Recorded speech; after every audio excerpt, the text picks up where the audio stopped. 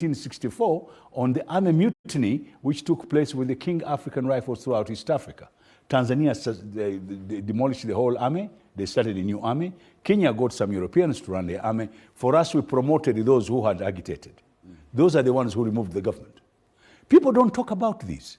They talk about NRM. No, let's see the problems we have had in this country from the time we got independence up to now. Now, when you move on, the next 8 years when the military was in power, the military actually did a lot of things. They took particular tribes and they killed the whole tribe who was in the army. And they went on, and Indians were asked to leave. Our land was made government land in 1975, and so many things. Now, in 1979-80, a group of people came and liberated the chaos which had been there in 1980. Somehow, in the next 1 year or so, all sorts of maneuvers were made, and the people who had caused the problems in the 60s came back in power. Nobody talks about this. And then they said, we will start where we stopped. Nobody talks about this. And actually they did. A lot of things happened. Then they had an election. A lot of people, have gone and said, oh, but you see, it is only one group which said that elections were rigged. That's not true. DP actually said so. And the other group said, if you take these elections, we shall fight you. Because then the theme from Tanzania up to here was to fight government if you were using force. Force was used that time. A lot of people seem to be painting a picture. No. These people lied. There was no election rigging. The election rigging was there. If you want to know, you can go back in history and you'll find the people who rigged it. There's a man in Mitiana here who lost elections. He was announced to have won the elections. We know all these things. Now, coming up to 1985, it is not Museveni who removed the government. It was the army which removed the government. After the army, they went for peace talks in Nairobi. It was during the peace talks that NRM decided this is enough, talking cannot help, and they removed that army, and in 1986, we got these 37 years, which everybody is humming about. 37 years from 1986. What has happened in those years? Let's take them in bits. The people said, within 4 years, we shall look at democracy. Well, that was underestimating the problems Uganda had, starting with its own constitution, which had been suspended from a pigeonhole to a republican constitution. Some parts of Uganda were not happy with what was going on. It was now time to go back for unity. So they came with a 10-point program, which everybody seems to be talking about now. A 10-point program which young people, all of you, including you and many, you have a lot of theories. Very good 10-point program if it was fully, but the problems of Uganda were bigger than the 10-point programs. But most of the things were in there. Looking at democracy, looking at economy, looking at social unity, and so on and so forth. One of the things which I think we missed, we never united the country. That first 10 years, the NRM should have united this country. Now, uniting it means going to the basics. They were so busy trying to do the constitution, trying to put things right, trying to get the corrupt, they had all sorts of investigations and so on. So I thought that wasted a little bit of time. What we needed was to bring people up and say, let's look at what our past has done to us. Let us unite this country. Now, the democracy, which was number one there, can only work in a united country. It looks like you are trying to say just because some processes of democracy have not worked just because we are not united. But we can look at other things, socio-economic transformation, we can look at the rule of law, we can look at the state of human rights in this country today. Oh, yes. Looks like what the state of human rights is also exaggerated. There is a problem, yes, I agree, but it's also over-exaggerated. Sometimes we sing it out. Yes, there's no government, and this I think time has come for somebody to tell everybody that a government that's well constituted will follow everything in the country. And if there is a possibility of fighting the system, the system will fight you. So a lot of people have this problem of thinking that when somebody is arrested, they have broken their social rights. Let me look at an example. Every time media it gets to show people who have been arrested. They show them being arrested. But where does it start? Where do you start before you arrest somebody? You don't show it in the media. Yeah, but why arrest them? Because they've done something wrong. What do you mean Somebody they've done is arrested when he has done something wrong. When You cannot suspected. take a hammer. Actually, just You cannot suspected. take a hammer and hit a policeman's head and go and burn a police station and also go and threaten a chief justice of the High Court and you say you're not No, no, no, no. arrested. I hear you. For example, this week, what did Dr. Kizza Besigye do? What to did be he do? blocked from addressing a conference. Which on, conference? On oil and gas. What has This had nothing to do with the Public Order and Management It might Act. be wrong, but what has Kizza Besigye spoken about publicly about the oil before he wanted to go? Okay, so you're saying What has he said? they shouldn't be dissenting voices. No. There should be a dissenting voice. But let me ask you a question. If I say, Mr. Museveni and your government don't steal our oil of Uganda, and we leave it for us as Ugandans, and you want to go to their public meeting in which they are talking about oil, where we are having all sorts of environmental dissent, and you are one of those who are dissenting, do we call you for that meeting? Now, it might be wrong not to call him. But after receiving the intelligence, what might be said? What do you expect the government to do? They are in a very bad situation. There is a startup of wanting the oil pipeline to be there. There is a startup. We want to have a refinery. Now, there are people who are fighting that, and they're fighting that because they want to give the government a different picture. Now, for oil and the country, the question would be, are the European Union right? Are those who are dissenting from us right? So these are questions we've got to ask. I hear you. So let's end by doing this. The human rights are also sometimes exaggerated because the government you're talking about knows exactly what you're going to do next. In fact, those who are talking about human rights are the same people who inform government what they are going to do. That's quite an interesting, but I really do appreciate the context that you gave right from independence, post-independence until 1986. Honorable, let's get into it because many people think that, well, it was a fundamental change and many people you could see on streets, you know, I was not there. I saw videos, people celebrating in 1986 when President Museveni went onto those stairs of parliament and announced that they had taken power. But 37 years later, I mean, there's a lot of dissenting voices, and those dissenting voices are fought with a lot of force. And not just that, people think that what President Museveni and his colleagues fought for has returned today. Well, it depends on how somebody looks at it. Honorable Babu has brought the perspective, the historical perspective, what I would call the reference point, in order to understand whether it was a fundamental change or not. Up to today, you must understand what happened to this country probably between 1962 and 1986. When you use that as a reference point and you project that into what has happened between 1986 and today, you join us and say, actually, this is a fundamental change. What is happening today is that what has changed actually are the expectations. The expectations Ugandans had in 1986 and the things wanted to see done immediately were different from what we wanted to be done in the 90s, from what we wanted to be done in the 2000s. Yeah. Now our expectations are different. Even the way we look at human rights is also different. The way we looked at human rights in 1986, when the reference point was getting people, killing them and dump them at a junction, dump their dead bodies at a junction, that was the kind of abuse of human rights we are talking about. Today, we are looking at human rights in terms of suspects that have been legally arrested by government and in most cases arraigned in court. And we question that. Why have they been arrested? That's what we are talking about. But what we are talking about. Honorable, you really must have not been watching news, because what is happening today is arrests through the use of these now famous cars called drones, arrests that have now turned into abductions. You arrest people who have nothing to do with the army, arraign them in an army court. But the law is clear. You know the law.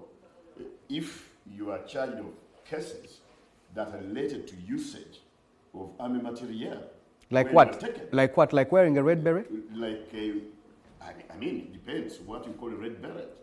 A red beret, you can interpret it as a uniform of a particular party, but some people have said this is actually a uniform of the military. It depends. And again, you have taken it to the court. The court-martial is a constitutional arrangement, is a constitutional framework, is a constitutional structure.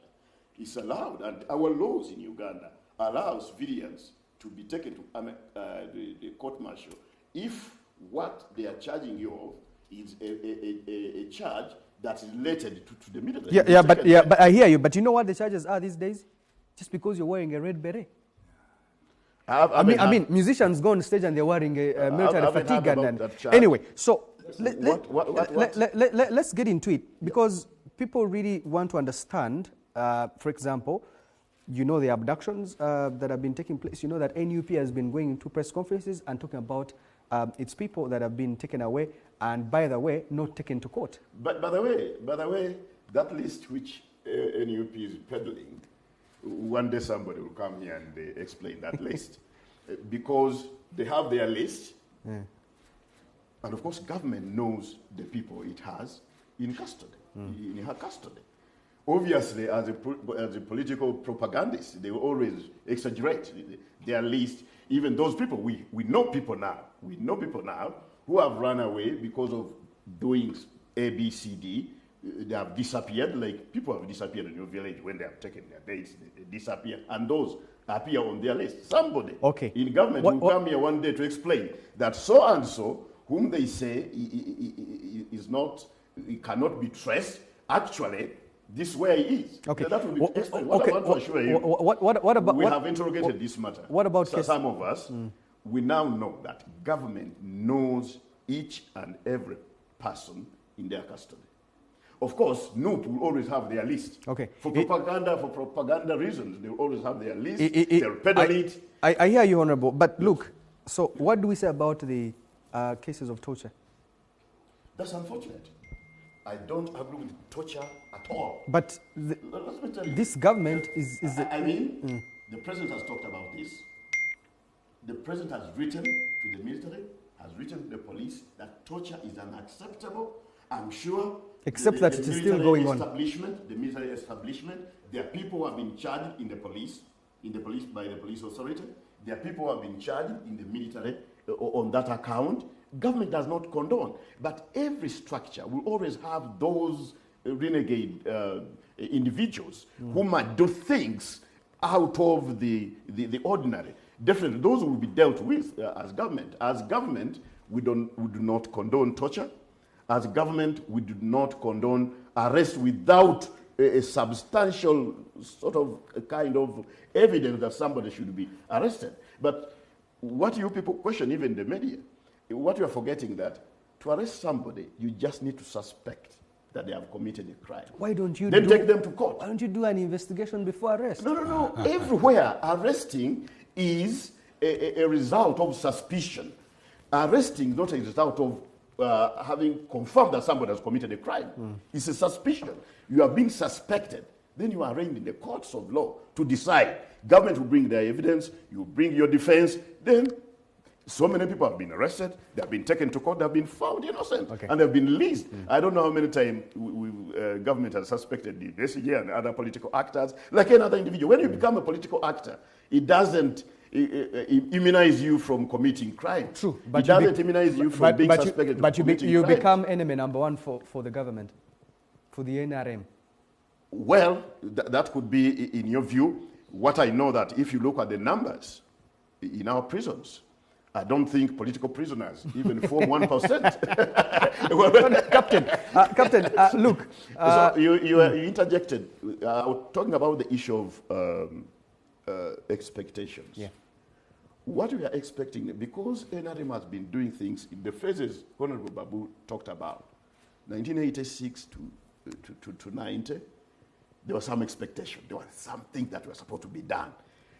The country was lifted from that their picture of 1985-86 to 1990, where a semblance of some order came in. People started expecting for better. Then we did a few things. Then people still expect for better. Where we are today, when you hear people saying that we haven't seen any fundamental change, because what the expectations are so high. For example, is it wrong to have expectations? No, because, not bad at all. Look, not bad at all. We pay taxes to make sure that this government functions. These people who yearn who push us to do more and more, to me, there's no problem. But you have to handle the issue of expectation. It's very, very, very important. When you hear people talking of what has NRM done, it doesn't mean that NRM has done nothing. It just means NRM has done something, has lifted people to a certain level that they expect even it to do better. Yeah. When you do roads, they want wider roads. Yeah, we're not asking. When you take everybody to school, people will talk about quality education, right? When you build a lot of hospitals, like NRM has done in the last 37 years, people will say, yes, a lot of hospitals. Now want quality health services. That's okay. And according to our resources, there is no way you'd build the health infrastructure at the same time improving quality with the resources we have. I've been telling people here, Singapore has one of the best health services in the world. I think you're aware of that. A population of about 6 million people in Singapore. They spend 19 billion on health. Where do you get that money? South Africa, with about 60 million people, they spend 16 billion, spending around $300 per person. For you are spending 13. And then you have the country the foundation, whose health budget does not even make 2% of the... I mean, the budget is a foundation of what? The budget is a foundation of the economy. Where was the economy? Where are we now? You are spending about 2.2 trillion, about $600 billion on health. A population of 45 million people. I'm telling you, Singapore, the best health system, which all of us would need, which all of you young people who have transported presence, because now everybody knows what happens in Singapore. So would like to see Uganda operating as if it were Singapore, but I'm telling you that Singapore is spending $3,000 per capita on health. For you in Uganda, you're spending 13. So whatever we've done, spending $13. To some of us, even it's a miracle. When you see what we are doing with this, with $13 per capita, it's a miracle. You look at South Africa spending about $300, what they're doing. So the health service, education service, good roads, whatever social service you talk about, the foundation of the economy. And everybody watching us today will believe me that, definitely. Okay. NRM, what has done to build the foundation of the economy is really fundamental. Okay. Captain, look, yes, sir. We have an average age, or the median age in Uganda is 16. What you want to compare today with what happened in the past before 1986, many people cannot relate. What the expectations that they have today is the expectations of any young person, anyone who would want to be in a country that provides good social services. But you move through Kampala, the potholes, you go into health centers, there's no medicine. In fact, the other day, the State House Health Monitoring Unit discovered that they were taking away drugs and distributing them to hospitals that do not exist in Ntungamo, Western Uganda. Is it really bad to have expectations to have a country with just basic social services? The reason why I joined and supported a particular group of people is because of those expectations you're talking about. I want them. I want them for my children. Let's not talk about outside. Me, myself, in my home, I like my children and my grandchildren to have all these good things you're talking about. Baganda have a very nice saying, Omumpi wakoma wakwata. It depends how big we are. Let's look at today's budget. You're talking about 23 trillion in your pocket, and your budget, your wishes, and those things you're talking about, expectation, is 48 trillion. Spot on. Okay? So the money you have in the pocket to spend is not up to the budget of your dream, because you want to please the whole country. Now, after we've said that, are there wrong things that have happened? Yes. There's a lot of wrong things that have happened in a country like ours where we are trying to plod on in this kind of environment. Now, you talked about security. Yes, there are some mistakes that have been made. Even soldiers have been caught. They have made mistakes. The other day, during the election, there was a riot and people died. The government admitted. So many people died, and so many people died because of being part of the crowd. And so some people were killed because they admitted. So when you talk about admission of their wrongdoing... That was not a mistake. That was a case of instilling fear in the population. That do not go on street. That is your interpretation. It's not my interpretation No. Please, I've spoken to victims. That is your interpretation. Captain, and your I've group. Spoken to victims. But there are people. Let me tell you, I'm not saying what was done was correct. In fact, this is the problem with you guys. Yes, sure. You don't like somebody to tell you something went wrong. I'm saying something went wrong. You are now saying no. I don't accept that. What do you want me to say now? I said something went wrong. People died. Government admitted. They gave you the numbers. And they say this is what went wrong, and this is what we're going to do. And those who committed these crimes will be brought to Which never happened. No, you have... Yes. No, the victims were never compensated. No. Captain, No. The victims were never compensated. Is there an the people intention? who committed those, which you call mistakes now, were never reined We're talking about the government, not me as an individual. We are talking about government, its methods of compensating, and the president said they should be compensated. They were never compensated. They will be compensated. It takes time. Government will always compensate, and you can take them to the court of law. Yep. Now, you want them to... This is not instant coffee. Yes, yeah, sure. There's this thing about instant. This must happen. No, please stop living in the utopian world. Yep. There's no such world. There are mistakes. There's a budget constraint. There are problems. Let us watch. Did they admit? The answer is yes. Have they done what they're supposed to do? You're saying no. Then something should be done. I agree with you entirely. Now, you've said that some people have been captured. Yes, some people have been captured wrongly. Sure. I agree entirely. Yeah. And some of them taken to prison. But not all the red hats have been arrested. Some red hats have been arrested, and it's the same red hats that have reported them. So, actually, Honorable, even yellow hats have been arrested. Yes. So we had a man who was a chairman of the NRM in one of the divisions in Kampala, who was taken to court. You know him? I don't want to mention people's names. That was NRM. So I'm not saying somebody goes to Nairobi, shows you a big scar. He fell on a border and says he was mistreated. Everybody's got a picture when he fell on the border in Ginger. Does that take away the fact No. I'm giving you. You are talking. Yeah, sure. You are talking. I'm also giving you an example. You yourselves on radio here, on TV, you showed us somebody with a hammer hitting a policewoman. You are the same people on this radio who showed us a police being burnt in somewhere. Now, a person who burns a police post, you want him to be given a red carpet? Somebody who hits a policewoman with a hammer, you want us to say, oh, he's a fantastic guy. Please don't touch him. There's human rights. I think when you do something wrong, and I want us to look at these cases, what are they? There's where they arrest you. When you're arresting a terrorist, how do you arrest them? Somebody who went and bombed the rugby club and the Ethiopian restaurant. How do you arrest those ones? They have got guns, grenade. How do you arrest those guys? Then you have a normal common thief who has stolen a chicken. How do you arrest that one? How do you arrest somebody who is permanently saying, I'm going to remove you as president tomorrow? Yep. How do you arrest him? The man actually is permanently saying, tomorrow, next week, on Monday, the president is out. We have plan B.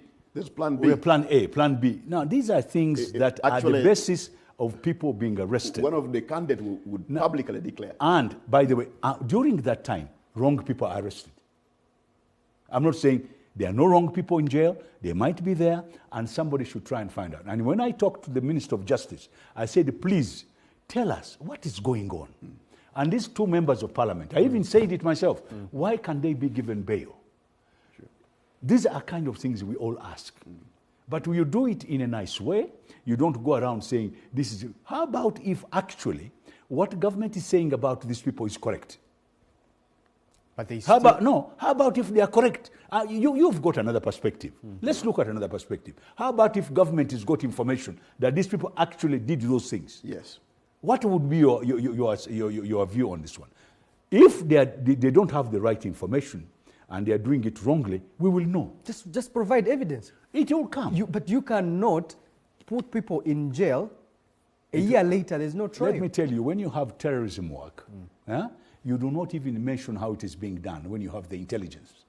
You continue following that program. You do not tell people, oh, those terrorists were there yesterday, and this is how they moved. You don't say that. What I'm saying, just give them a chance to defend themselves. They will be taken to court, and some of them a year later. It doesn't matter how long it takes. Captain. Security You know what you're trying to do is sanitize. No, I'm not sanitizing. And call every wrong thing I am saying, have you ever heard of Guantanamo Bay? Yeah, right. I wanted to bring that. Ever heard of Guantanamo Bay? Yeah. Yes. Have they ever told you why they arrested them? Have you been told how many years they spent there? Please, that's America, the one which is telling us to have human rights. Do you know what happened in Zagreb, in Iraq, in Gareb prison, where people were being made to jump like frogs? Why do you always not look at the country and know that there are mistakes? And there are, by the way, I do not want to condone any mistake that government makes. Yeah. I don't want to condone any security organization that makes mistake. They should be brought to order. Yeah. You see, that's the problem. And I think that you are trying to call everything going wrong today in this country a mistake. It's as if it happens without knowledge, without intelligence. Have you ever heard of a Brazilian who was shot in a tube station in London? Yeah. Huh? That was human rights? Being done by a country which is telling us, Uganda, you have no human rights. Was that not a human rights problem? Have you heard of people who have been arrested and taken to Guantanamo Bay? Years later, they say these guys did not do anything. No, just recently, Honorable Bob, we have to be very careful. The insurrection in America, when people went to the capital, to the capital, how it was put down. The swearing in for the first time you saw the military on the streets of Washington. Different situation should be handled differently. In America, protecting swearing in of the president. When I went to train, that putting down that insurrection, people died. When I went to train in Britain, so what are you talking about? When I went to train as a pilot in Britain, in Oxford, the bobbies used to carry just a baton. Today, the bobbies, the policemen in Britain, carry machine guns. Sure. If you go to the airport, you find them strapped with a machine gun. Situations have changed. All right? And I want to say, yes, those policemen can be trigger happy depending on the situation. And then we can also have people on the side who might also get in the problem when a bullet is released. This has happened anywhere. You cannot tell me that, okay, I don't want, and I don't want to sit here in front of you and the whole country looking at us and tell you that security forces do not make mistakes. I'll be wrong. They make mistakes and they should be brought to book. Whoever does that, and NRM, in the initial stages, NRA used to have an immediate court in the army. They would bring them to their martial courts, and immediately people would be taken to the firing squad. Field court martial. Yep. Field court martial, at the lowest level. Yep. When we were doing the law, we also put it there. So all I am trying to say, if government is got a section that is doing the wrong things, please, they should be told, and I agree with you entirely, and these people should be brought to book. Just that is not happening. No, it is. No, I'll give you cases. Yes. I'll give you cases. Mm-hmm.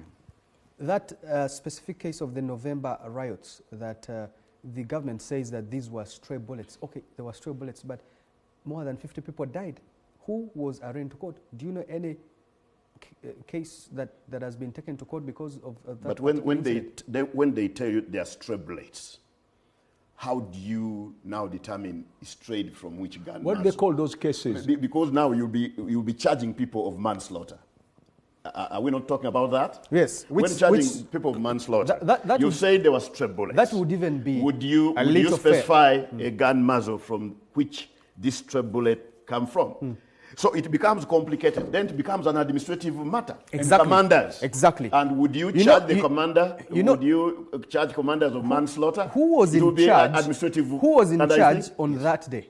Who was in charge? Who was commanding that entire operation? That is the person who should be brought to book. They cannot have criminal culpability. Excuse me. Really, we have a national security committee, and the man at the end of that is the president. Yeah. He's the man in charge of the national security committee of this country with all the security organs on there. And the intelligence is cleaned up there, then it goes to the different organs. Now, when you come down, if you want to say you want to try somebody, then the man you must try who's in the dock is the president. And then the other security directors who come down under them, the Army Intelligence, the DISO, the ISO, the EXO, the different groups that sit on that, Ministry of Internal Affairs, Ministry of Security, and so on and so forth. From there, you then get people who are given assignments to go in a particular place. Now, if you want to know what that commander gave his people to do during that day, if he gave the order to control the situation, and the soldier who was trigger happy made a mistake, right? And you have these people who were on the side who got killed. It is unfortunate, and therefore government should take action. Now, during that investigation, there's an intelligence group that does that. That's why they have military intelligence and a military police to look at the military. The police also has got a standardization group that also does the same for their police. The question is, have they brought this information? And if so, why have they not got? Now, that's a good question. Exactly. Why are they not in court? Now, that is something that we should pursue. You're calling it a mistake. You cannot commit 1, 2, 3, 10, 30, 53 mistakes. Anyway, gentlemen, allow me to take a break. I think you know how big 53 mistakes. Allow me to take a break, but when we return, we'll also look at other things that happened in the last 37 years of NRM. Corruption.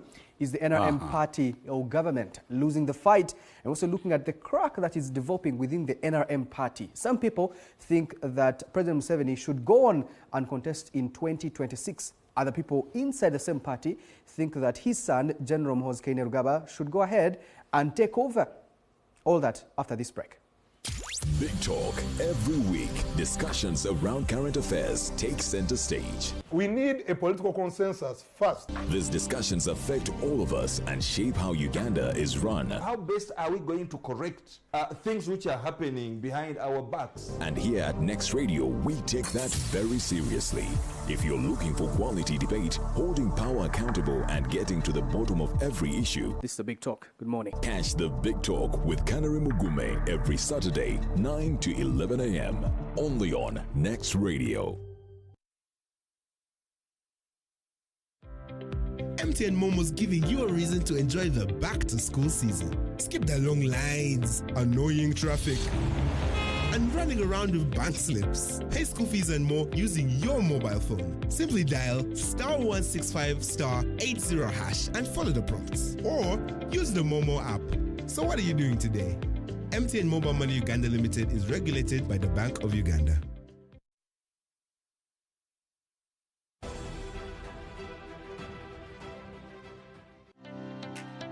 My name is Shamim Naluima. I am among the founding team of Reform Africa.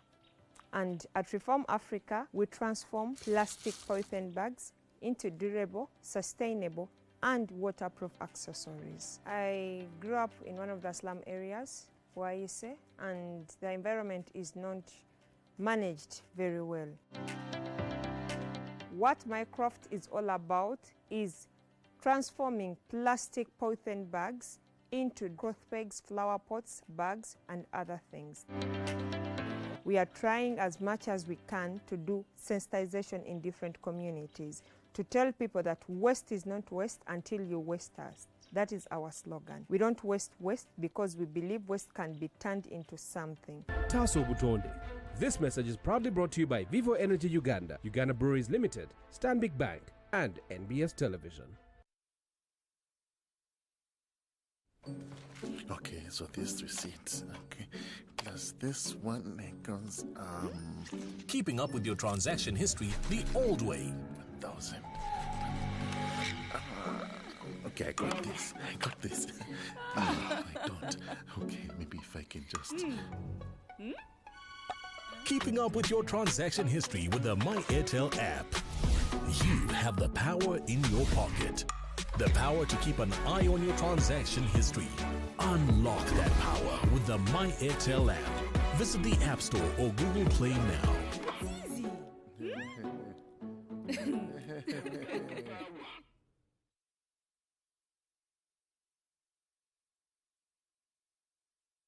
Don't miss the action-packed match in the now Special Rugby Premier League on Saturday, January 28th, as the Cobs take on defending champions Heathens. Tune in to NBS Sport at 3 p.m. to watch the game live and cheer on your team. Don't miss this opportunity to witness some thrilling rugby action. NBS Sport, championing Ugandan sport. Explore, enjoy, and dance to the latest content, beats, and kawozi from Uganda and beyond. Simply go to your Play Store or App Store right now, find Afro Mobile, download it straight to your phone, and get started. Is it TV you want? Simply open the app, click on TV, select the channel you want, and watch live. Are you busy right now? Then check out On Demand or enjoy in your free time. Afro Mobile. The future is now.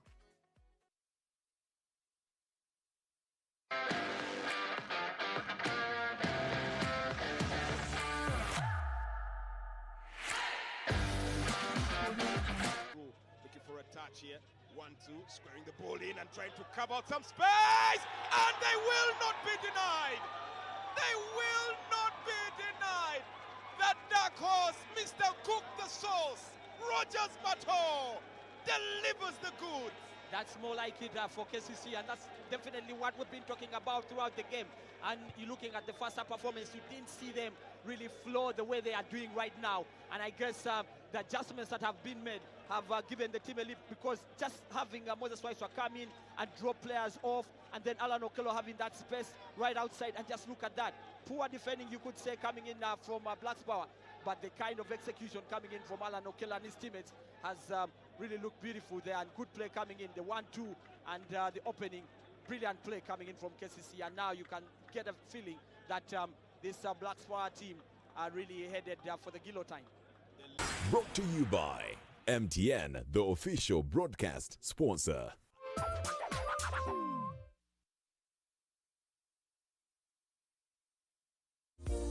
Set to transport to the wrong person. Here's how to reverse it with MTN Mobile Money. Dial *165#. Select My Account. Select Initiate Reversal. You will see your last 3 transactions. Select the transaction you want to reverse. Enter your mobile money PIN, and you'll get an SMS confirmation that the transaction has been blocked from being withdrawn. And that's it. Please note, only transactions that haven't been withdrawn can be reversed.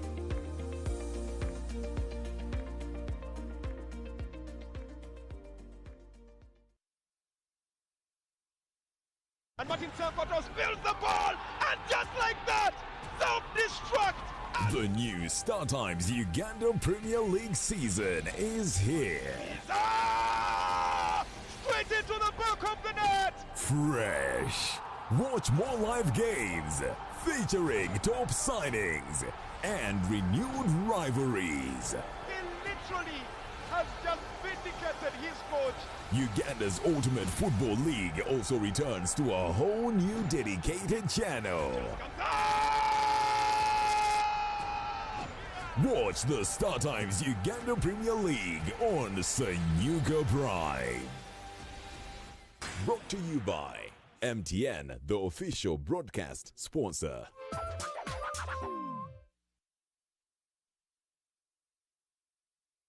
Data usage tips to improve your experience. 1. Disable auto downloads and turn off auto sync to minimize unmonitored usage. 2. Restrict background data and delete unused apps for a smooth browsing experience. 3. Do not share MiFi or phone passwords to prevent unauthorized usage. For more tips, visit www.consumer.co.ug.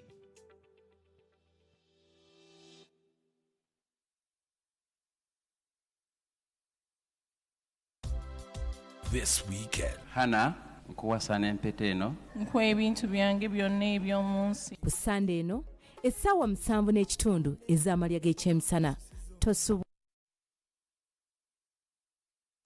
Big Talk every week. Discussions around current affairs take center stage. We need a political consensus first. These discussions affect all of us and shape how Uganda is run. How best are we going to correct things which are happening behind our backs? And here at Next Radio, we take that very seriously. If you're looking for quality debate, holding power accountable and getting to the bottom of every issue, this is the Big Talk. Good morning. Catch the Big Talk with Kanari Mugume every Saturday, 9 to 11 a.m. only on Next Radio. The Big Talk. My name is Kanari Mugume. We are live on Afro Mobile on 106.1 Next Radio, also live on NBS Television. The hashtag is Next Big Talk on Twitter and Facebook. Now, let's look at the state of affairs. Corruption. Many people have actually described corruption in Uganda today as systematic corruption.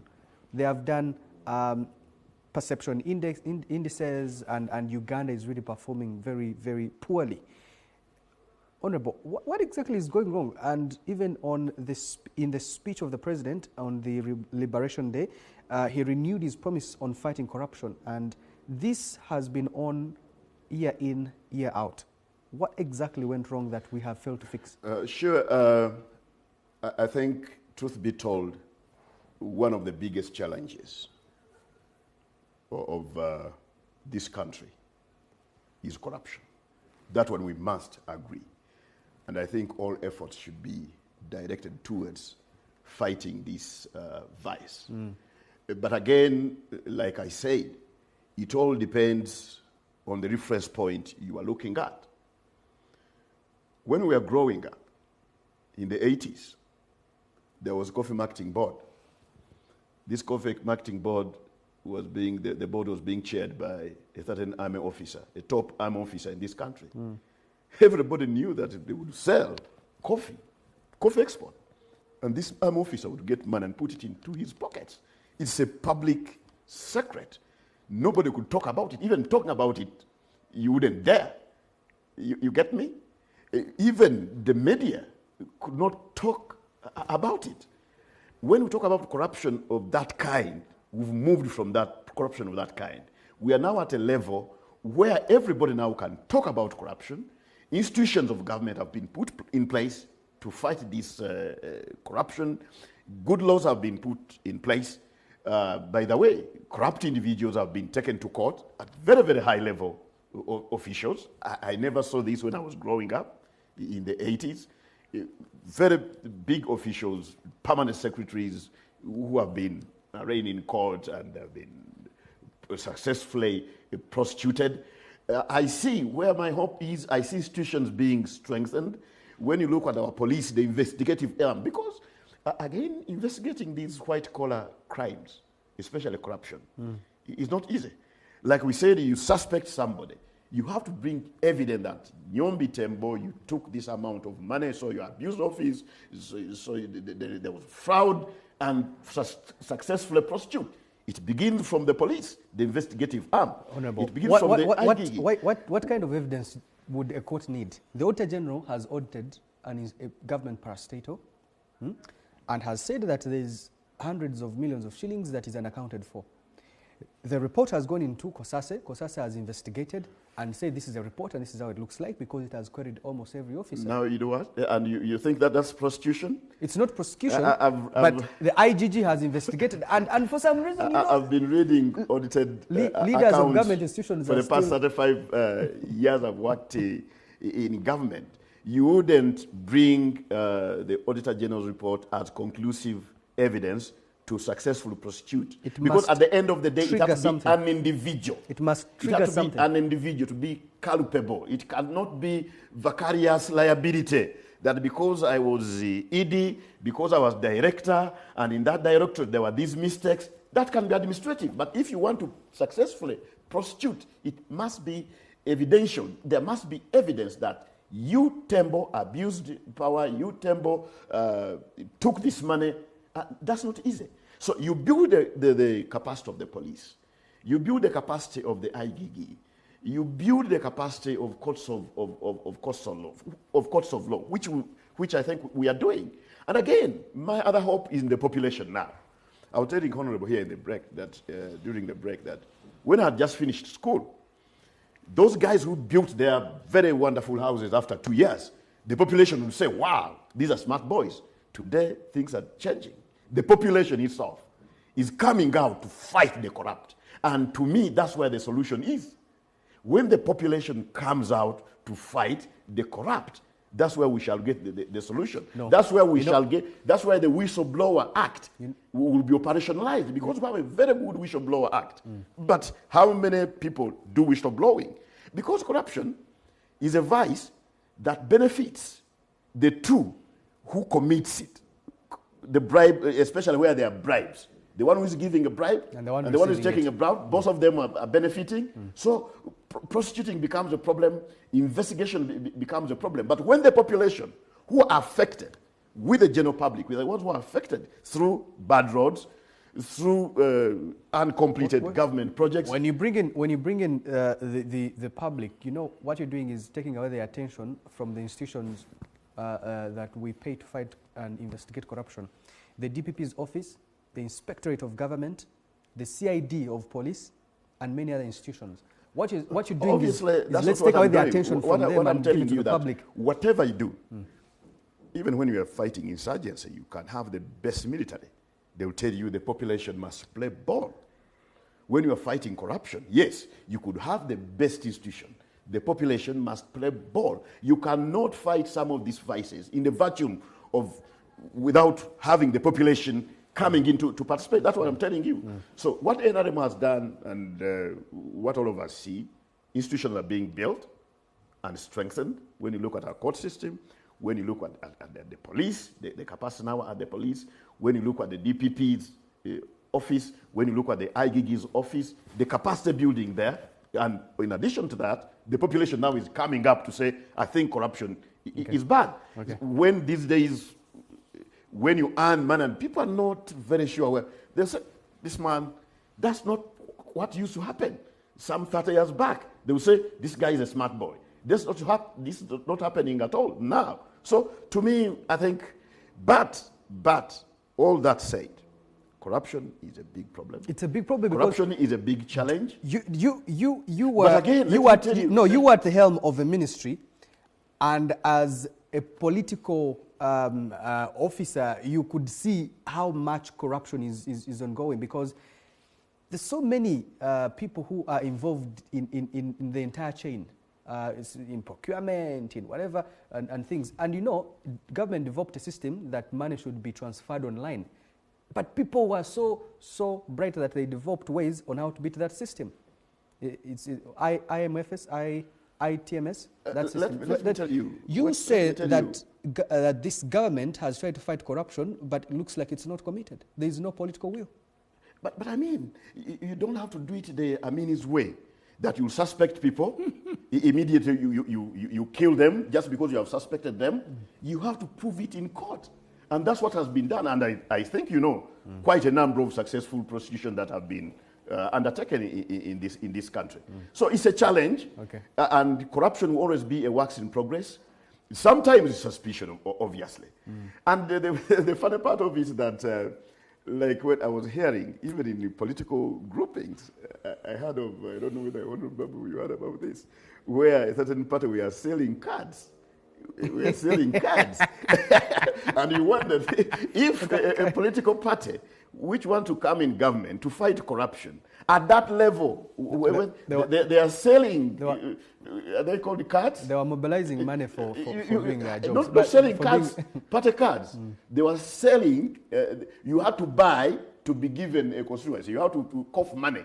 Indirectly, not as a party policy, indirectly to be given a constituency. So it's a very big problem. And I think it's not an NRM problem. Because you hear in Kenya, you hear in Tanzania, everywhere, it's corruption. Everywhere. It's a big problem. It's a worldwide problem, a national problem, which you have to take on. And actually, it's a very big challenge. Captain, NRM came into power promising that corruption will be dealt with. If it's not an NRM problem, why do they promise that they will be dealing with corruption? I told you earlier on. Do you think that your party is losing the fight? No. I like people like you, young people. You have this imagination sometimes. And when they wrote the 10-point program, they said elimination of corruption and misuse of power. That was number 7. Let me say this. Let's admit we have failed on corruption as a country. As a party? No. Yeah. There are people in government who come from different parties. Why are you insulating your party? Please. Why are you insulating your I party? am coming. You jump so quickly. You don't want to listen to the flow. The country has failed on corruption. And I want to, today, most of you should stop saying it's a party. It is the whole government which has got people from different walks of life. Now, let us go very slowly. And from government, even non-governmental organizations have the same problem. Even churches have the same problem. Even political parties have the same problem. And this is because we have a poverty in our minds, which eventually allows us to do corruption. Now, the president the other day was talking, and I said, why do you talk now? You had this from 37 years ago that you were going to fight corruption. We should have started immediately. He put there an investigative group which went around. I think there was a chairman, Mr. Nagenda was on it, and a few people who went on looking at different organizations in government. Corruption is rife. Everybody knows this. What we need to do now is to stop for a moment. Has government failed completely on corruption? And if they have failed, what is our solution? A man recently in our neighboring country came up and went out to fight corruption. And less than 5 years later, there was an improvement. The question is, who can fight corruption? Because when we say the police at the time was fighting corruption, they said, no, police is not good enough. These political people require something bigger. And we brought an ombudsman, and therefore the IGG. We made a law. We put a code. We did everything. IGG herself now is saying the corruption is so big that money is leaving this country and going to other countries, and even gave us a figure. Now, she's saying we're going to look at the way of life. They're using all sorts of methods to try and say how they can stop corruption. The question is, how do we stop corruption? And by the way, we should not be ashamed. The president should know that the corruption is so rife that we need something completely different to start. And by the way, it will not start from the bottom. It has to start from the top. Top of the government, coming down. And arresting people, by the way, earlier on you were saying, arresting people, arresting this. Then when you arrest them badly, then it will be human rights. Now, there are people, I was a minister. I saw people having given special accounts. I saw people taking bags of money from government.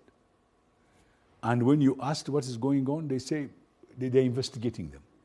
And never did occur. There are people who received bribes. There are people who could not eliminate it.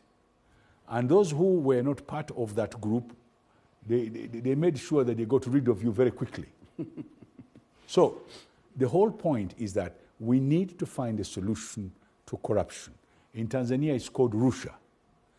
In Kenya, Magendo and everything. In other parts of the world, they also have corruption. But ours is terrible. Because we are so poor, we are eating what is not there. So we need to sit down. We're not eating from jobs, we are eating jobs. We're killing our jobs. Yeah. We're killing our ministries. We are killing our parastatals. We are killing, even, by the way, don't be told lies that all these international organizations have their problems with corruption. So we need to find an answer. And I agree with you entirely. This is not something we should not even give lip service. We have failed. And we need to find an answer, and quickly. Who is going to find the answer? It's got to be the government itself. They've got to review and say, what do we do now? There's no two ways about it. And the president said the other day, was it 2 days ago?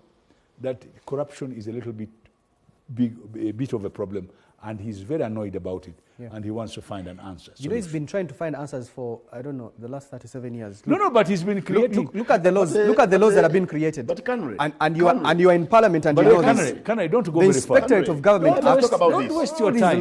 Because even created a state house anti-corruption unit. I was coming to that. Yes. Creating organizations to do this is not the answer. That's what I was trying to tell you. Don't waste your breath. It's a fact. Because the people who he creates become even more corrupt than the other group. I'll tell you this. Let's look at transformation. Because history teaches us a lot. When we talk about 37 years, it's like we are talking about centuries. There are some of these vices that are so much entrenched that transforming a country, getting out of this, you cannot only do it in 10 years. Let me tell you, these other countries we are talking about, the big democracies who have put up institutions now which can really fight some of these vices. By 1776, I think America was coming up, the Constitution. By in the 1930s. But why are you going that far? The former president of France is in court. Problems. The former president of America is also in court somewhere. So when you're talking about corruption, it's not a one-country affair, but ours. Yeah, there's for the blue poverty button we are, it's too much. that we have failed to press to stop corruption. It's something, it's a works in progress. I agree totally with Honorable Babu. Really, the effort, I think sometimes we look like we are not putting in enough effort to fight corruption. But at the same time, I understand, and the people viewing us should understand that there's no way you can say you have eliminated the corruption in 37 years. That's why they said elimination of corruption, and they were not time-based. It's a works in progress. You try. I think they put it in a 10-point program to just appeal to the people because No. the people were really tired of corruption. But if there is political will, why can't we see the big fish in court? Please, Is corruption a political problem? Corruption is a crime. It undermines the Yes, populace. so the politician, even the will, how would you measure the will? To me, I would measure the will in terms of legislation, in terms of institutions, in terms of institutional capacity building. That's how you measure the will. Will you measure the will by lip service? No. I think we have tried everything we are trying to do, but we are saying we must do much because corruption is not pushing good us enough. back. What we are doing now is not good enough. We must It's do not. much. But we have not totally failed. We must do much. We must do much, especially from the top. From the top of government. Government, by the way, coming downwards. Some of the people who are fighting corruption, they are also corrupt. So it becomes The ones fighting corruption are corrupt. Yes, some of them. Now, the poverty of the mind, not understanding that corruption is against you who is doing it. This is something we must wake up to. If I am corrupt in a hospital, tomorrow when I'm sick, I'll go to the same hospital. If I'm corrupt against a university, tomorrow my children will go to the same university. If I'm corrupt against schools and I take their money, my children tomorrow, I will not have a school to take them to. And that is why you hear all these cries that these rich people, they take their children to outside the country, they take their children to international schools, and they are killing our schools. Now, this is a poverty of the mind that you can build your schools.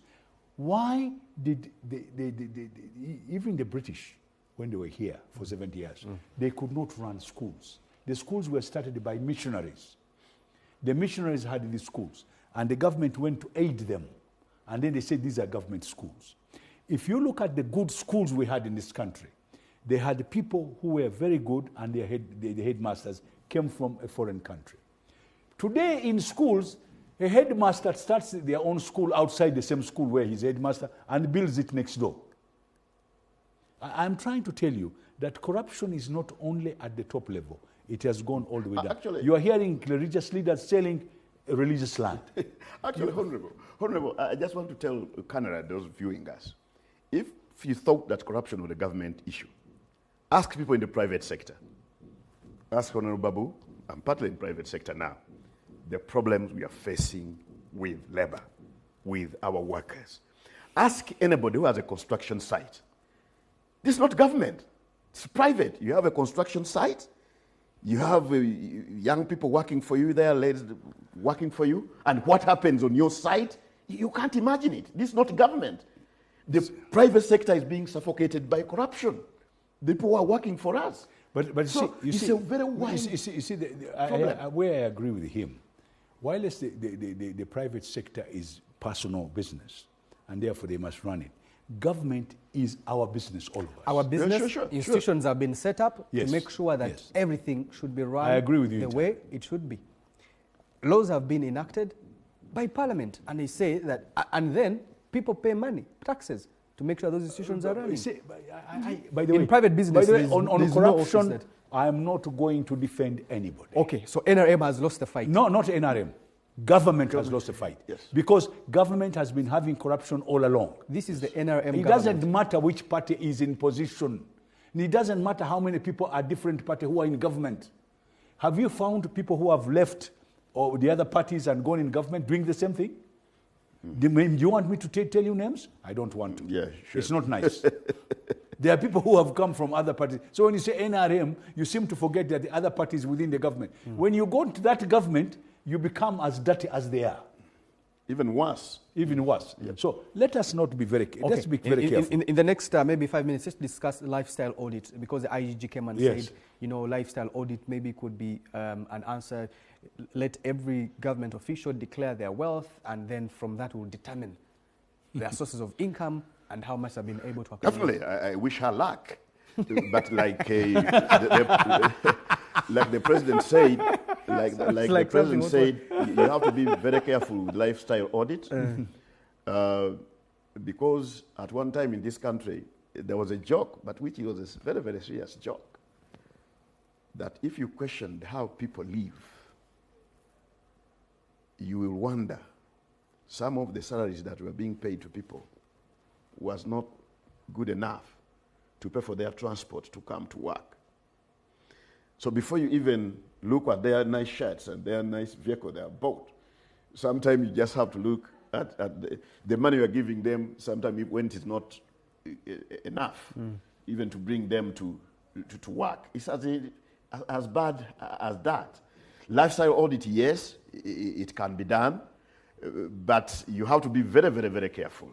I think there must be even a law. There must be a law to look at this, because I can see it can be another area where people can be persecuted for no good reason. But it's a good innovation. I hope he has really defined the framework well. But before, I would advise that before she goes that direction, I think there should be a real legal framework, an act of parliament to specifically show the processes, how let's just say maybe even defining. Let's just say maybe there's a framework that supports that. Do you think, because try to understand how really anyone would declare their wealth and declare it 100%. Do you think that maybe even if there was a legal framework that this would work? But we declare our wealth. This is not new. I don't think she's referring to that. Now what he's saying, it's one issue to declare. What she's saying, people are living beyond their means. I don't disagree with what she's saying. Yes, she's giving you a picture of a minister who has built a church in his house. The house is so big. Yep. The compound is so big. And the man said, but where did this man get the money from? Now, this is there. My problem is that this is going to become a human right, like everything else. Yeah, sure. That's where my problem is. Somebody say, they are against me. Because I was frugal, I built myself a very good house. Sure. Persecution. Persecution. Yeah, sure. So what I'm trying to say, we need to become a little bit more serious than this, like what the man said, Lee Kuan Yew said in Singapore. Anybody who sabotages the development of a country becomes an enemy of that country. Yeah. Except that I'm coming. Sabotaging today's development in Uganda I'm coming. are the ones serving. Now, you want corruption to be eliminated, forget about niceties. What the man Lee Kuan Yew said, we will lock them up if you're against this country. Anybody who is corrupt is against Uganda as a country. It doesn't matter who you are. If you get that in your head and it becomes clearly understood, then you can get sanctions how you deal with those people. This business of cars, these drugs, these young people who are selling drugs in town, who have bought big Range Rovers, you go to arrest them, you're going to cause yourself a lot of problems. You're going to get people who have got big houses, they have built them in up-country houses. He's got two miles of tarmac road to his house, and you're going to arrest them. It's going to become a human right. You are persecuting people who are developmental, and so on and so forth. Let us make it very clear. Anybody who takes public money is an enemy of a nation. Okay. All resources should be put in investigating persecution that will get prostitution and we get successful prostitutions. Like what has happened on By the way, permanent secretaries. Today I'm going to tell you, when it comes to corruption compared to some other countries, we're in kindergarten. Others, it's terrible. And they don't want to tell you, but corruption is bad in a lot of places, especially on the African continent. There's a lot of corruption, and we need to find the answer quickly. And actually, they don't even talk about it. I know some countries around us who don't even talk about it. You keep on hitting but Uganda. It's terrible. You keep on hitting Uganda. But I know some countries where corruption is unbelievable. You know, gentlemen, I like your energy because you're making it look like it's a national problem, which it is. It is. But right from cabinet. Oh, yes. To the lowest level. No, why cabinet? What? District right local government? From presidency. Right from presidency? Yes. Gentlemen, let's take a break. When we return, this is the big talk. We'll talk about... There is even people, if you want to see the president, you first pay them money to give you an appointment. It's known. We are not afraid to say this because they know it. Gentlemen, let's take a break. We'll return after this short commercial break. Big Talk every week. Discussions around current affairs take center stage. We need a political consensus first. These discussions affect all of us and shape how Uganda is run. How best are we going to correct things which are happening behind our backs? And here at Next Radio, we take that very seriously. If you're looking for quality debate, holding power accountable and getting to the bottom of every issue, this is the Big Talk. Good morning. Catch the Big Talk with Kanari Mugume every Saturday, 9 to 11 a.m. only on Next Radio. Wake and bake with the crazy crew as Akeem, Maritza, and Richard switch up your mornings. Take a break and let Victoria Sibia bring a little joy to your morning with the next branch. Dip, potato chip. And if it's lunch you prefer, It is what it is. Then chill out with Zahara Toto as she gives you the right spice. Keeping it spicy but on the go. Mosha got the tea, the hits, and a whole lot more. Let this rugby fanatic take you all the way till you transit with the awesome threesome. James Peterson, Martha Kay, and Ronnie McVex are the right ingredients to a perfect evening. Ride with them into the night shift for a little pillow talk. It's all there and so much more on your Big Hit station. Next Radio, Big Hits. And Martin Sankoto spills the ball, and just like that, self-destruct. The new Star Times Uganda Premier League season is here. Straight into the back of the net. Fresh. Watch more live games featuring top signings and renewed rivalries. He literally has just vindicated his coach. Uganda's Ultimate Football League also returns to a whole new dedicated channel. Watch the Star Times Uganda Premier League on Sanyuka Prime. Brought to you by MTN, the official broadcast sponsor.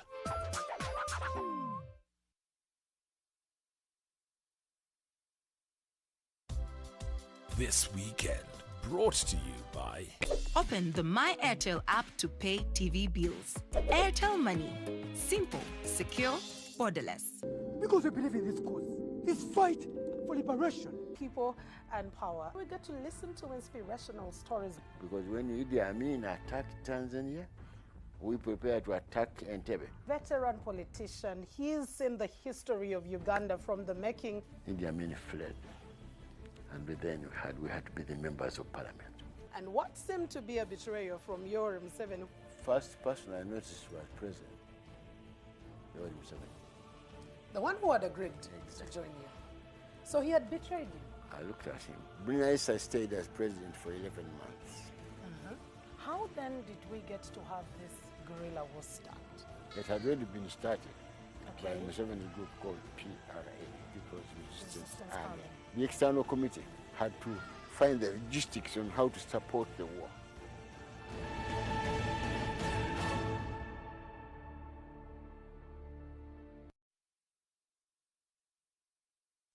Big Talk every week. Discussions around current affairs take center stage. We need a political consensus first. These discussions affect all of us and shape how Uganda is run. How best are we going to correct things which are happening behind our backs? And here at Next Radio, we take that very seriously. If you're looking for quality debate, holding power accountable, and getting to the bottom of every issue, This is the Big Talk. Good morning. catch the Big Talk with Kanari Mugume every Saturday, 9 to 11 a.m. Only on Next Radio. Okay.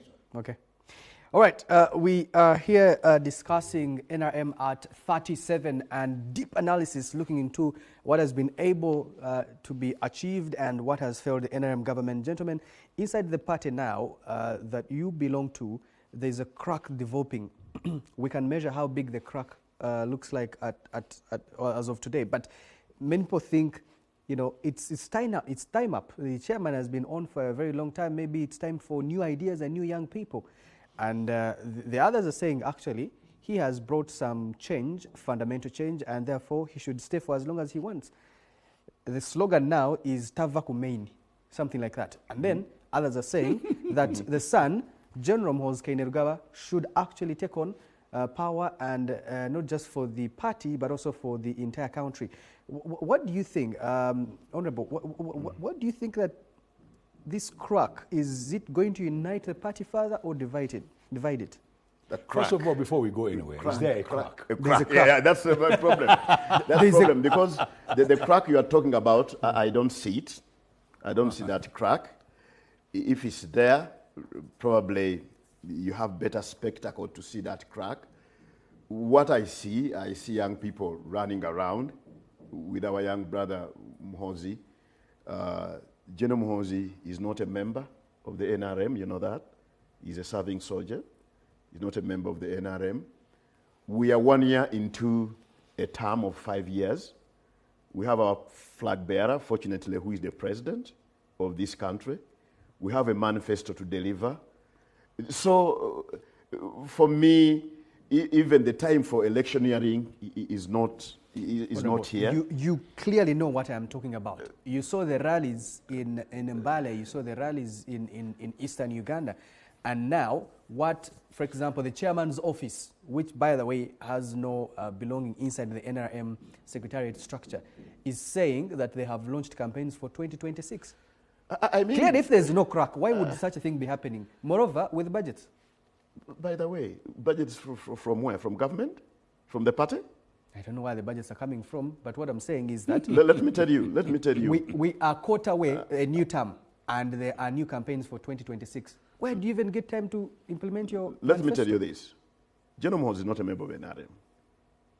We have our chairman, who is our flag bearer.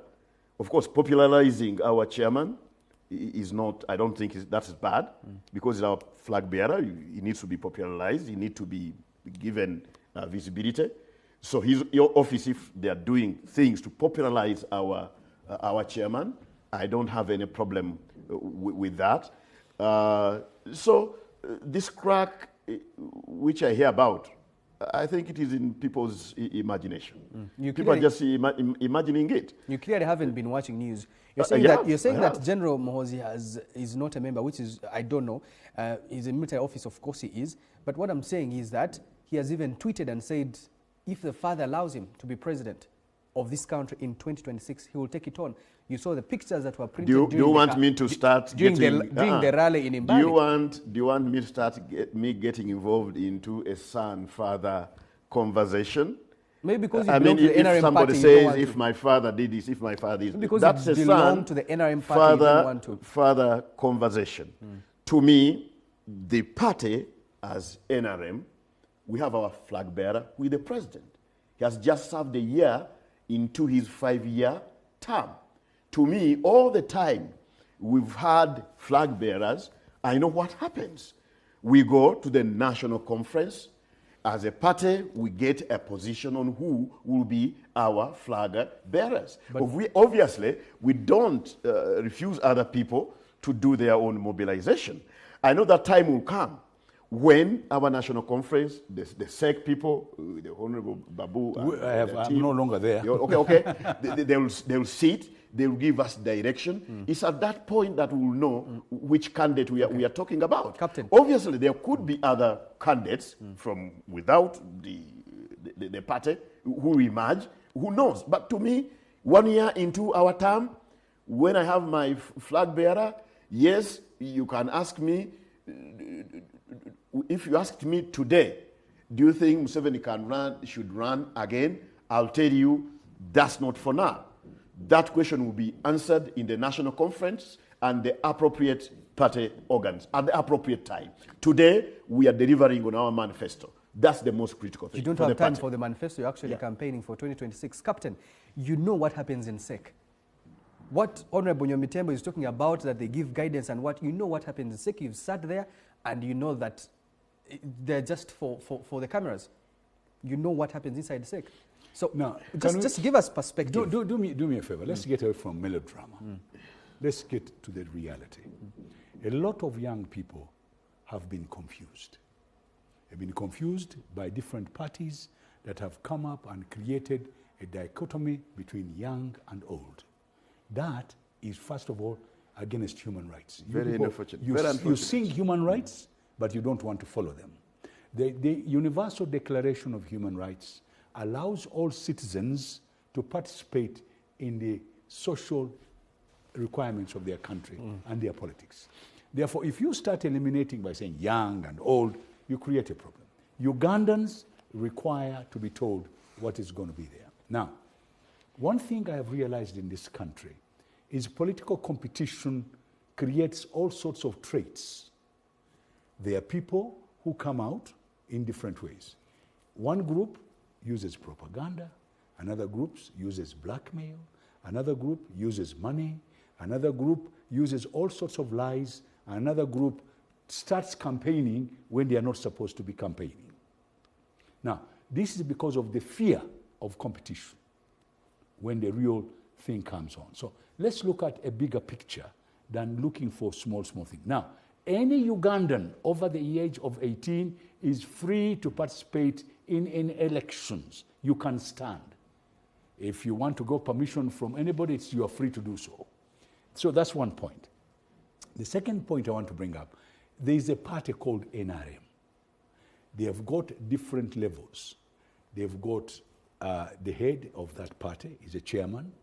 They've got the secretariat, where you have a secretary general, and they've got different people in that party. Then they have got the organ which runs the day-to-day of the party, is called Central Executive Committee, on which you have about 30 people, approximately, from different areas. Now, these people sit down, and according to their constitutions, they eventually decide who they are going to give the flag to stand as a president, and they take that name, first of all, to the NEC, and then from NEC, they take it to the national conference. Now, whoever is interested in having a particular candidate, what our Ugandans do, we are not supposed to start 5 years before the election. We're supposed to start within a year of that elections to start going around talking about your candidate. Now, there are people who are interested in keeping the fires of debate going ahead. But here we have a situation where some years back, and I'm going to give you this as an example, where a gentleman, again from the same household, came out and said the youth put his pictures around town. He then took a few youths with him, went even to West Nile, and started a youth movement which he wanted to eliminate the elders. In that youth group which is started, one group went off and started another youth movement using power. Now, these are games of people who want to go into power. There's nothing wrong with it. However, how it is done is also important. So if you have set a system of creating youth, another youth also comes up and says, I also want. So you have started the movement of the youth, so another group And you are not comes. the only youth. You are not the only youth. And what? So the other youth says, no, I'm here also. Maybe another one will not. Maybe you start one yourself. So the whole point is that we are interested in standing for elections, and there are certain requirements for those elections, and therefore people play games in different ways. And they come up with lies like cracks in a party. No, the party has got its standard. Captain, no, wait, let me finish. The youth are talking. I'm not saying they are not talking, but it's not the party talking. The Secretary General has not said, we have this candidate or that candidate. Now, the president might have a campaign team which is excited because they want to do this. They are free We to do react so. differently. But that is not from NRM. Yes, sure. That's a presidential group. Now, the other gentleman you mentioned, by the way, I don't like even to talk about their names because I feel it is not fair. Ugandans should know that there are people who might even be breaking the rules of the game, and they're there. But we must also tell them, calm down, because it can confuse a country. A country that requires stability because of our economic performance, which is extremely poor. I hear you, Captain. Actually, I want to bring out this point very, very clearly, because you talked about the crack and whatever. When there is a catalyst, when you do something, when there's something happening, different people react differently.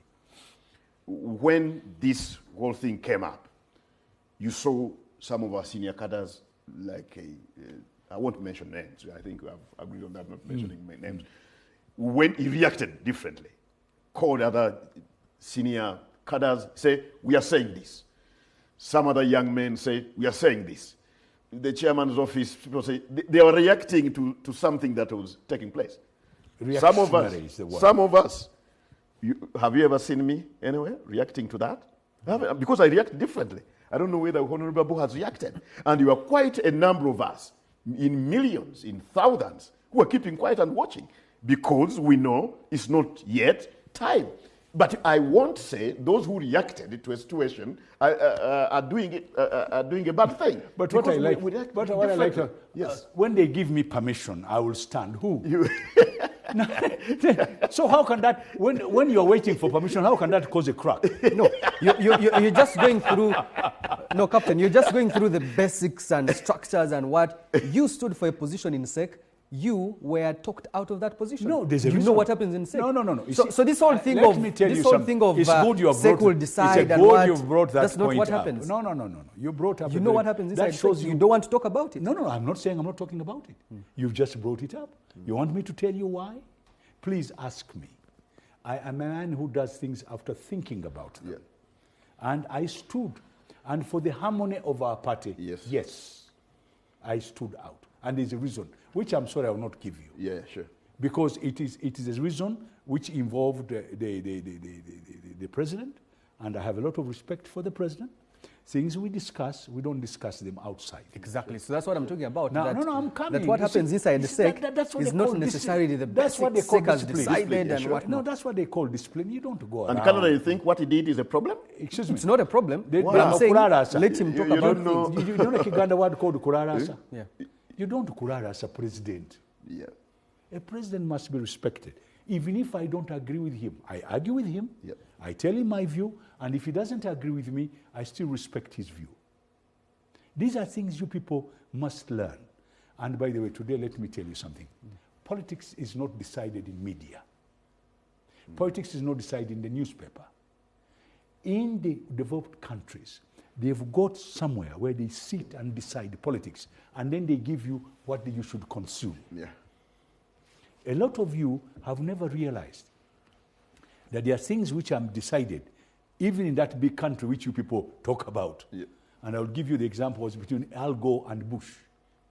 Something happened in Florida, which In was Florida, very the unfortunate. punching They scandal. went and sat down, including the people from Justice, and they agreed who should go this time. And they made the other guy a guru of environment. I want you to be very careful. The method we are using here is not working. We need another method where leaders should sit down and come up with a good conclusion instead of deceiving the rest of the country.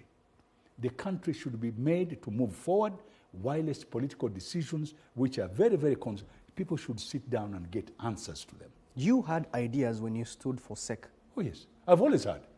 Even now I have ideas. Yes. And by the way, and you are not being in SEC does not mean I don't tell them what is going wrong. I must sit in SEC to talk? No, just that the level of intervention is limited when you. Who told you? When I intervene, they hear. They are hearing me even now. Don't be deceived that you have to be in the government to be able to contribute. No, I don't have to be in parliament. Fair is fair. The whole point is we are Ugandans and we must respect each other. And by the way, let me tell you something else. Anybody who does not respect the head of state, even if he's wrong, is not helping the country, because the head of state has got a cloth on, which is Uganda. When he's out of that cloth, he becomes him. You people are here calling Mr. Museveni. No, it is the president of this country, whether you like it or not. So we must respect him.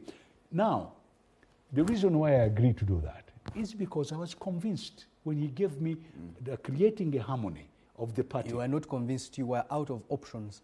No. You and I know I was that, not. Captain. No. I was not forced to get out. Please. Now I'm telling you, I was the one who was there. And by the way, I was not there alone. I was there with my better half. Yes. And we all agreed, the three of us. And by the way, I will agree with him if he called me and said, do you still want to say? I said, this time I'm not interested. You see, I am free. Unlike some of you who have got shackles of propaganda and all that. No, I talk to him. Not some of me. Yes. Do you feel like the party that you belong to is attractive to the young people? I talked about the median age in Uganda being 16, and by 2026, all these people, more than 20 million people, will have crossed over to become 18, so they will be eligible voters. Do you think that the party is but is it attractive to the young people? Obviously, the challenge He we talked have, about the and generations. everybody knows this, is that an old party like NRM, old in terms of Uganda, we need to do our best to attract the young minds, especially to understand what we represent. And their support won't come out of just propaganda and doing what comes out service delivery, that is pro the youth, employment creation, giving them a better education, giving them hope, telling them where we've come from and where we are going, giving them space into the pattern. And I think NRM has given space to the young people. Honorable Babu has seen me all through my political journey. I'm an old man today, but I didn't join NRM when I'm as old as I am. I'm one of the living testimonies of young people who joined the NRM, and I climbed up to the... Because then they sold ideas which were attractive to you, and Captain Francis Babu. I think we have to do it. And which ideas as a strategy, we have to do a lot more to attract the young people, to understand our strategy, to give service delivery that show the youth that this party is pro-youth, and the most important thing is employment creation. Let me ask you one question. So, apart from President Museveni, the rest of the party, who are they? Go look at your parliament. Who are the two speakers? They were youth just the other day. Look at some of the ministers. They were youth the other day. We have a youth league in NRM. And it's got members all the way down. And some of them they've been trying to change them by using all sorts of propaganda. But those who can open the mist, they know, by the way, the party has got problems. I'm not saying they don't. Anybody who says NRM doesn't have problems is telling you a lie. But you know, the young... And Canary, the reason we've been winning elections election after elections, it's not because the youth are not supporting us. The 5 million votes we get, the 6 million votes we get, there's a big chunk of these are youth. But of course, when you see the majority of the opposition being youth, it doesn't mean that NRM doesn't have youth. Yeah, but is it worth it to get 6 million and get out of an election with a bloody nose? An election. What do you call bloody nose? What is a bloody nose? You know what I'm talking about? What happened in 2021? What's a bloody nose? Where's the bloody nose? You get out of an election when you have 300. You have 300 members of parliament and 60 opposition. That's a bloody nose. Yes, but at what cost? Actually, to me, at what cost? The people it who doesn't matter. The people who got bloody nose in this election. Can I tell you? FDC. They lost their majority in the opposition. For us, our majority increased. How do you call that on a bloody nose? It's a bloody nose. When we win with more than 2 million votes. Excuse me. Now, that is why. How are you going to characterize the election in Kenya? You won the presidency. You also went to court and you won the court. That's why you are the president and the other people are thieves. Yeah.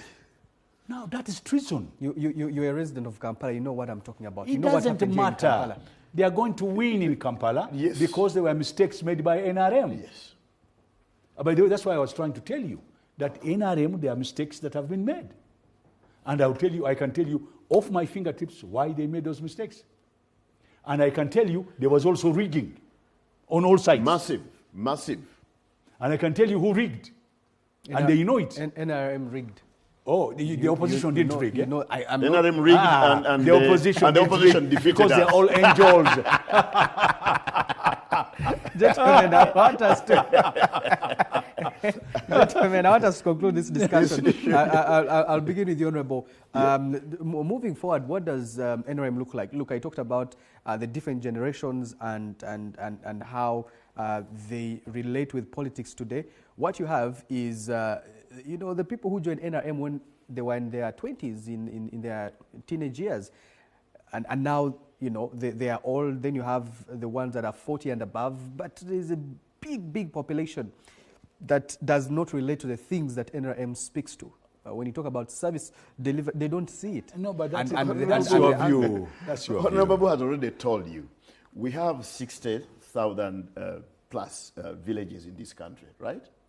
Every village has a youth league of NRM, 5 members at a village level, times 60,000, right?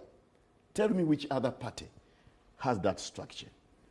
Honorable has just told you, look at Parliament, look at the Speaker, look at the Deputy Speaker, look at the age profile of members of Parliament. I mean, yes, Tembo yesterday was a young man. There are so many supporters of NRM behind me who are in their 40s, who are in their 30s. Yes, we need to do much to attract even those who are in opposition, in the NUP, in the FDC, to show them that this party has programs that are pro them.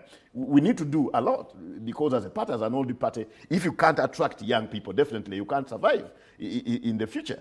That's the strategic issue. You can see the president himself, how is he engaging these young people, the metal fabricators, in the markets. We are reaching them out. All these efforts to create more jobs, investment centers, creating jobs, a pro-youth program to make sure that the youth get, because we know they are reasonably agitated because of unemployment, reasonably agitated, probably because they don't see the quality education that they need to get. Those are the things we need to work out, then start explaining our political agenda. I'm sure we can attract these youth. There shouldn't be any problem. And again, I want to re-echo the message which Honorable Babu was putting aside. This dichotomy that's being created is very, very unfortunate.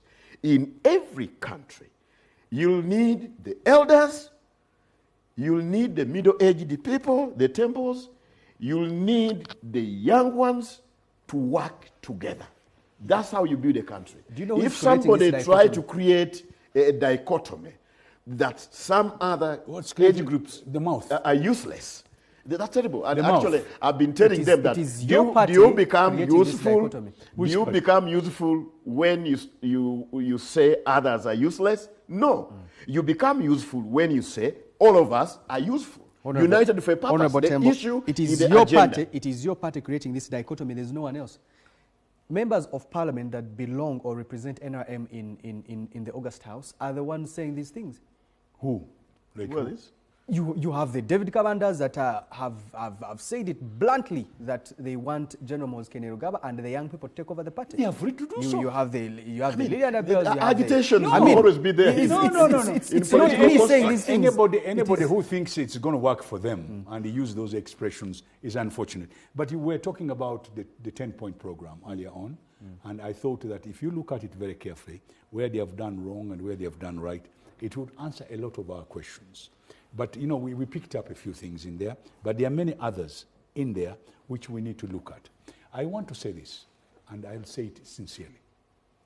All Ugandans, regardless of age, regardless of color, regardless of their tribe, we should stop being sectarian on different levels. We must look at our problems. First and foremost, there are more universities today, and they are pulling out a lot of children, and they are coming out as graduates. We need more jobs because the country doesn't have enough jobs. There are more people looking for jobs than available jobs. What do we create to get our young people to get better jobs? There are other things that we require to look at. We require to look at the corruption you talked about earlier on, which is the enemy of this country. We want to look at us. You see, when you were talking earlier on, I got very, starting from the vice president, coming down, look at the people who are in those positions, including some of their ministers. They are all, some of them are very young. Very young. Now, you'll be unfair. You look at the parastatals, the agencies, look at their leaders who are there, and stop being unfair. Look at the URA, look at the different groups that are having there. And by the way, when you talk about corruption, you don't seem to talk about the youth. You only talk about the elders. There are also youths who are corrupt. So when we are talking about corruption, it's the whole country. And I want us to be very careful. All of you are saying old because of one man, the president. You don't talk about the others. You seem to think, and some of those people have come from different parties to the NRM, and they have been given positions. You don't mention that. So you always talk about NRM. But I know people in government who have come from different parties and they've been taken on board so that they can have a little bit of harmony. That's the harmony I was telling you earlier on, where it's being created by NRM so that other parties can feel they're part of what is going on. Now, there are many other things we can talk about. But please, what has gone wrong, let's admit has gone wrong. What has gone right, let's get all the things that we've done very well and use those things to clean up the mess. Because we have messed up in some areas. I'm not refusing. How do we get out of those problems so that we can create? And I want the youth to become more positive. If there are no jobs to get today in government, there are no jobs in private, what else can we do for ourselves? Can we get skilling? Which the president is trying to do quietly, skilling. Can we get skilling in our syllabus? Can we get our people to say, after I finish university, I'm not going to look for a job, I'm going to go to farming. I'm going to go to dairying. And by the way, the people who are doing dairying today, some of them don't want jobs who have left university. Because dairying has been so organized that those guys get more money by staying on the farm than going to look for a job in MTN. Yes. Now, when you get a guy in farming and get our budget, we tell them now the budget you are giving for farming is not enough. Put in more money in agriculture. Put in more money in fishing. Let's make sure that the people who are doing fishing, let's put more money somewhere. That one I'll agree with you. But I don't want us to sit here and start lamenting, how many old people are in government anymore? They have chased all of them out. By the way, at 60, most of them are young. Now, if you remove President Museveni and you put him on the side, let's look at the rest of the my cabinet. age. Why remove him? At my age. I am saying, if you remove him out of the picture and you look at the rest of the government, look at the permanent secretaries. Look at the people under them. Look at look at the UCC. Who is running UCC? Let's look at even our UBC, which is government, Vision. These are young people. Young people, sure. So when you turn around and give the impression to the rest of the country, young people are not looked at, you are being unfair. In fact, 90% of the people in employment are not elders. Of course not. Yeah, sure. And today, by the one of these days, I'll take you to court. As one of the elders that you are accusing us when you are the one who's messing up. The people messing up in corruption are not old. So today, no, the reason why I'm making you laugh is because people are decampaigning themselves. Yeah? You keep on, now, in some of these parties, I've had people who are corrupt in these parties. They are not old, they are young. So when you are talking, please, Baganda have a saying. Can we look at your sake? When you are pointing the finger like this, this big one is pointing in you. So when you are saying that man is corrupt, be careful. This one might be pointing in you. Can we look at your sake? Yes, look at Can you break down your sake? Yeah, break it down. Are there young people in there? Oh yes, Yeah, the youth league. You have a youth league. You have Apart women. They are not old. No, apart from the youth league, Leave who's the- one representative? Okay, remove the president. But Let's when you start remove counting. No, all of them. Let's look at Buganda. Look at the vice chairperson. No. Vice chairperson. Vice chairperson. Yeah. No, that one is with the president. No. I'm going to be very You've honest removed with the you. president. And there's a You've reason. removed the vice chair. By the way, No. there's a reason of harmony. There's a reason for harmony. I would never have accepted if I was not convinced. Believe you me. And Honorable Babu, these posts Those are the only two. sake, other than if you started by are one. appointed, they come through an elective process.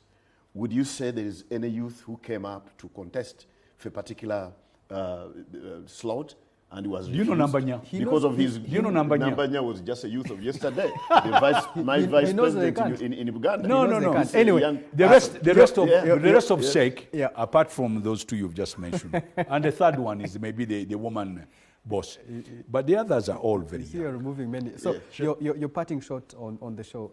37 years of NRM. What does the future look like? Of course, for us, I think I've always told people that NRM in the past 30 years, we've built the foundation. Uganda will never be the same. When I look at all the fronts, economy, security, foreign policy, social service delivery, yes, still having a lot of challenges, but I believe we've built a foundation. Uganda, the only thing that can happen in Uganda is now to take off.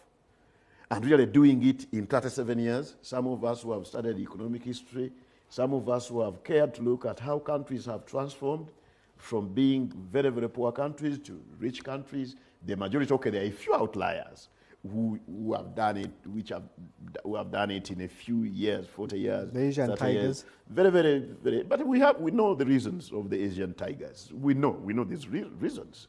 It takes time. You need to build a foundation. We don't need to start pressing panic buttons. We can even destroy the little we have achieved. I know of a strong country in West Africa, which is in a very, very big problem because of this populism. When you are building foundation, you don't have to go into populism. You have to be consistent. You have to be pragmatic. I think we are doing that. To me, I see a very bright future. Let's sanitize our politics. Let's fight corruption as much as we can. Let us enhance our efforts in education. Let's now look at quality issues, because now with the quantity issues, I think we are solving those. Okay. I grew up when I would walk 12 miles to a nearby health center. The health center near to my home is just 2 kilometers away. Now the issue is quality there. It's no longer 12 miles. Okay. I grew up when the whole of Kasanda, there was no single secondary school. The nearest secondary school was in Mitiana, 40 kilometers away.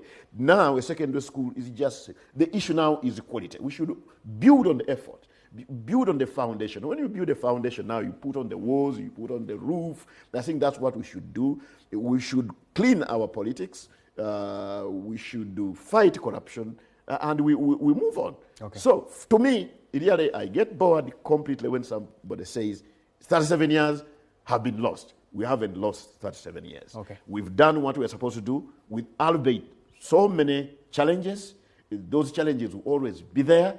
It's now time to say, yes, we've done what we have done. What do we do from here onwards? And to me, that's it. Thank you. Transformation takes time. Really. Thank you, Honorable Captain. Your last word on the show, 37 years of NRM. Uganda have a very nice saying. I'm sorry, I'm going to say it in Luganda and then turn it in English. Sure. Even the most, yeah. Even a good person will have a flaw. Even you, our feet are not the same size, even the hands are not the same size. What I'm trying to say is that NRM has made successes and has made a lot of failures. I want us to consolidate all that has been done well. Use what that we've done very well to improve on what has gone wrong. Now, what has gone wrong is known. Nobody should tell you that it's not known. Some of the 10-point program we're talking about, we have not solved even half of it. There's a lot of problems. Now, one of the things we've got to do, and this is where I'm a little bit annoyed with the government, they have not had people to really talk about reality, and especially in the economy. A lot of people have been talking about very good theories of the World Bank and IMF and whatnot, and they've given us numbers, how we are going to go into the second, what do they call it? Middle income status. Middle income and all. These are good things, because we are talking about a country, not an individual. Let us get some people to explain this to us better. Government is not doing a good public relation with the public. They are not explaining issues. They are not telling the district where the problem is. They are not talking about the Gomborora where the problem is. They are not telling the household. They are just saying, we're going to give you this. Some people think that this is a, what do they call it? A giveaway, a casino. People have to understand what the government is trying to do with all these programs they bring. And why they jump from one program to another? Because there are people who kill these programs. So, government has got a debt to Ugandans. And the president even more than the others, because he has been there longer. When you are talking about 37 years, you don't talk about the others because none of them has been there for 37 years. Yeah. In fact, as you conclude, Captain. As I conclude, I would like us to where it is we've gone wrong, we've got to get the solutions quickly. But first admit it. They have admitted. No, they haven't. No, President admitted the corruption is there. Yep. He admitted people had been killed. He has admitted a lot of things. He said he doesn't like people who break the human rights.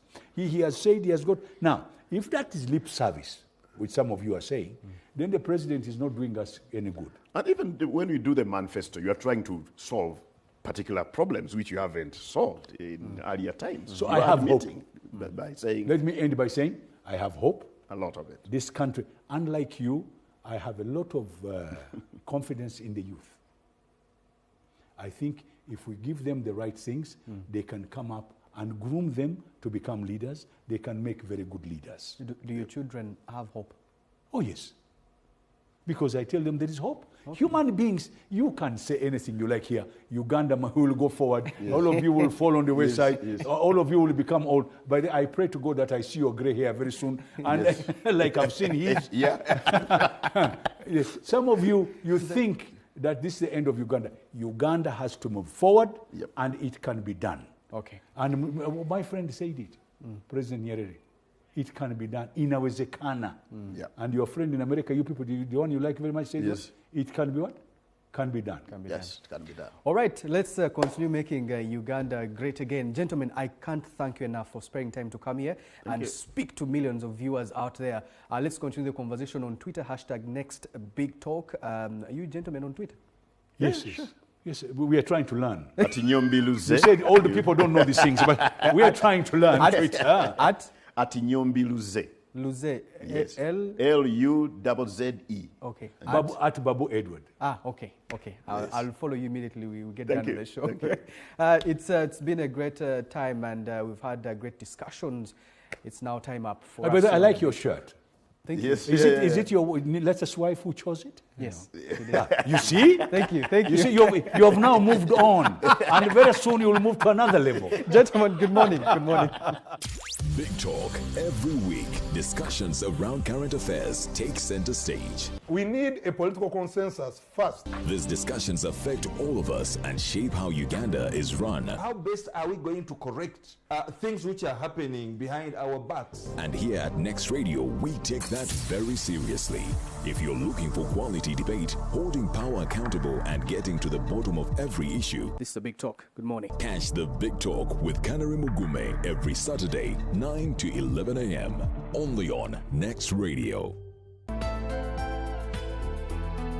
Up next.